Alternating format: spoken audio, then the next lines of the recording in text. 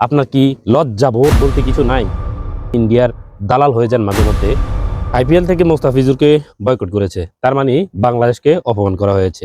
হ্যাঁ, এটা আমরা বাঙালি হিসেবে মানতে হবে, স্বীকার করতে হবে।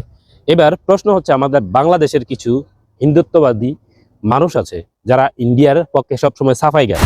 তাদেরকে বলতেছি, আপনার কি লজ্জা বোধ বলতে কিছু নাই? বিবেক বোধ বলতে কিছু নাই? যে ইন্ডিয়ার সাফাই প্রতিনিয়ত গান, সেই ইন্ডিয়ার দালাল হয়ে যান মাঝে মধ্যে। সেই ইন্ডিয়ায় যে আজ মুস্তাফিজুরের মতো একজন খেলোয়াড়কে বয়কট করেছে, এটা কি আপনার গায়ে লাগে না? এটা বাংলাদেশকে ছোট করা হয় না? মুস্তাফিজুরকে বয়কট করা মানে বাংলাদেশকে বয়কট করা, বাংলাদেশকে অপমান করা। শাহরুখ খান মুস্তাফিজকে নিয়েছে, খাবার দিচ্ছে, রাখছে, তাই ইন্ডিয়ার কিছু হিন্দুত্ববাদী রাজনীতিবিদ বা কিছু হিন্দু লোক শাহরুখ খানকে বলতেছে দেশদ্রোহী। তার মানে রাজাকার, দেশদ্রোহী বাংলা রাজাকার। আপনি বুঝেন? আপনি কার সাপোর্ট করেন, কি জন্য করেন? মুস্তাফিজুরকে অপমান করা, এটা মুস্তাফিজুর নিজে অপমান না, পুরো বাংলাদেশের মানুষ, বাংলাদেশের জাতি অপমান হওয়া। মুস্তাফিজকে আইপিএল থেকে বয়কট করেছে।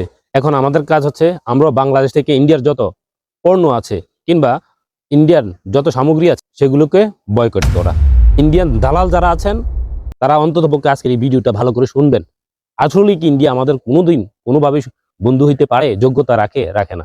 একের পর এক সহিংসতা ছড়ানোর মতো কাজকর্ম ঘটেই যাচ্ছে ইন্ডিয়া বাংলাদেশের সাথে, কিংবা বাংলাদেশের সাথে বন্ধুত্ব স্বরূপ যে ধরনের আচরণ করা দরকার সেগুলো আমরা কোনো কিছুই ইন্ডিয়ার কাছ থেকে পাই না।